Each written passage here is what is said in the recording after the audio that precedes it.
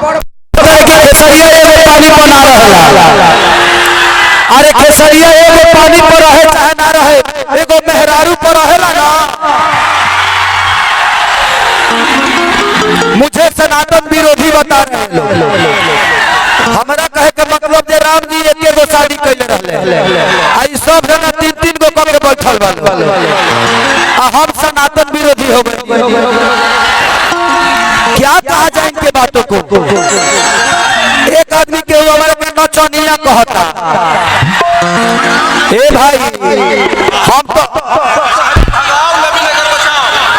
तो बाहरी भगाओ और नदी नहर बचाओ, भगाना पड़ेगा।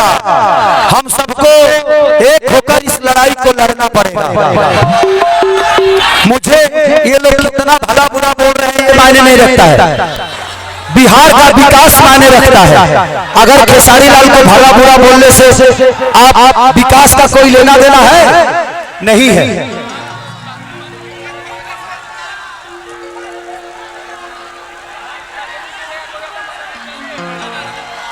तो बस मैं आप सबसे यही कहना चाहता हूं कि तेजस्वी के बिना सुधार ना होई, हो सुधार ना होई। ए भाई लालू बिना चालू ए बिहार ना होई, लालू बिना चालू ए बिहार ना होई।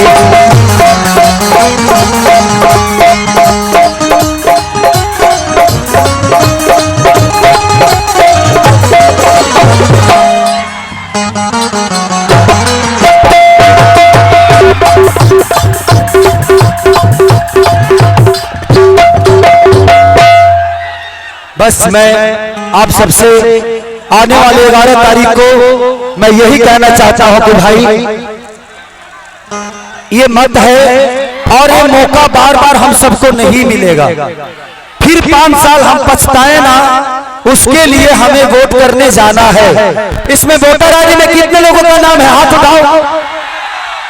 बस हो गई, इतने वोटों मिल जाए तो अमोद भैया बम बम करके जीती हैं।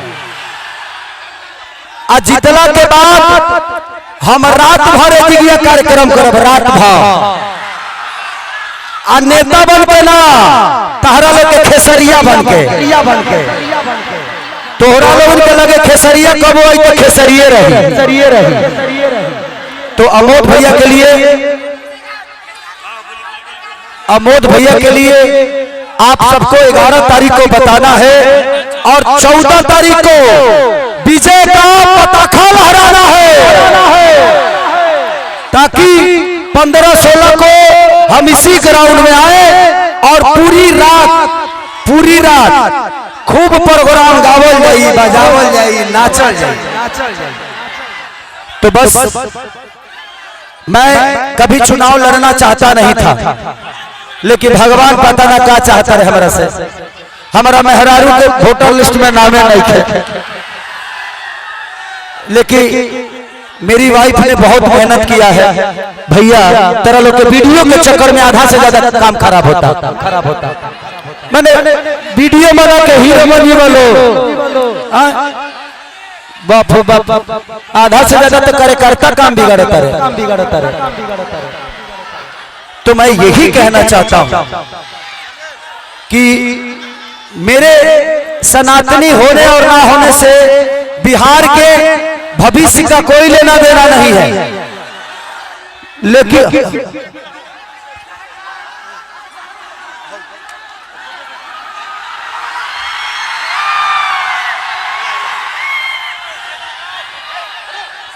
लेकिन मेरे को टारगेट कर रहे हैं लोग, कोई बात नहीं। मुझे अच्छा भी लग रहा है कि कम से कम इनको कोई तो मिला, नहीं तो अभी तक तो भाई झुकना तो बहुत तंग कर रहा है यार। तो हो गया ना, ये कभी विकास की बात नहीं करते, सिर्फ जंगल राज की बात करते हैं। इनसे विकास की बात पूछिए तो जंगल राज बताते हैं। अरे भाई 20 साल पहले मान लेता हूं जंगल राज था, लेकिन अभी कौन सा मंगल राज हो गया है। अभी जो हत्या हो ही रही है, लूटमार हो ही रहा है, तो सिर्फ हमें जंगल राज के नाम से भटकाना इनका अभी तक चल रहा है। एक भी फैक्ट्री नहीं लगाए, एक भी व्यवसाय नहीं दिए, एक भी बेहतर स्कूल नहीं दिए, और हमें हमेशा से टारगेट करते रहे कि आप ये हो, आप वो हो, आप ऐसे हो। तो इस बार हम सबको एकजुट होकर और इस बिहार को बदलना है, बिहार की तस्वीर बदलनी है और अपने बड़े भाई तेजस्वी यादव जी को मुख्यमंत्री बनाना है। बिहार में अब युवा चेहरा का ही चलेगा और आप सबको बताना है, जितने भी हमारे भाई हैं हाथ उठा के बताओ आई लव यू। तो thank you so much, thank you so much.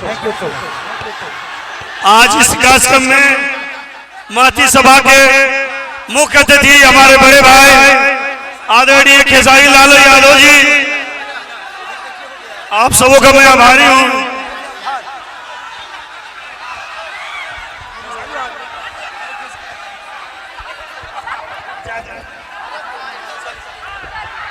बहुत बहुत धन्यवाद आप सारे लोग को। एक एक लोग तेजस्वी यादव हैं। आप सारे लोग एक लोग आप अपने मतदान के